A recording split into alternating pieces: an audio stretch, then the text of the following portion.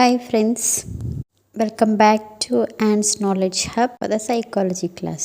ఎదుటివారు మన గురించి ఏమనుకుంటున్నారు లేదా ఎదుటివారి మనసులో ఏముందో తెలుసుకోవాలనే కుతూహలం మనందరిలో చాలామందికి ఉంటుంది. ముఖ్యంగా మనం ప్రేమించే వాళ్ళు, మనకు దగ్గర వాళ్ళ విషయంలో ఇలా జరుగుతుంటుంది. సైకాలజీ చదువుతున్నామంటే కూడా మన సమాజంలో ఒక అపోహ అనేది ఉంది. అదేంటంటే వాళ్లకు మన గురించి అన్నీ తెలిసిపోతాయని. వాళ్ళు సైకాలజీ చదువుతున్నారు కాబట్టి వాళ్ళు మన గురించి అన్నీ చెప్పేస్తారు.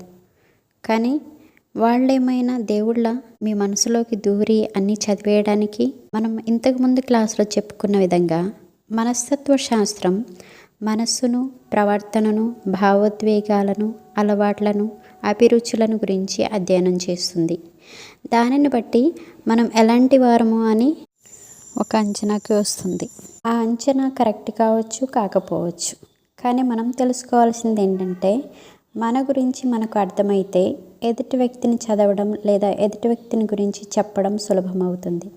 కాబట్టి సైకాలజీ చదవడం ద్వారా ముందు మన గురించి మనం తెలుసుకోవాలి. మన మాటలు, చేతలు, ఆలోచనలు, భావోద్వేగాలు ఎలా ఉన్నాయని ఎప్పటికప్పుడు అబ్జర్వ్ చేసుకోవాలి. Observation, awareness, assimilation are very important. Okay friends, for further more informations we will meet in next class.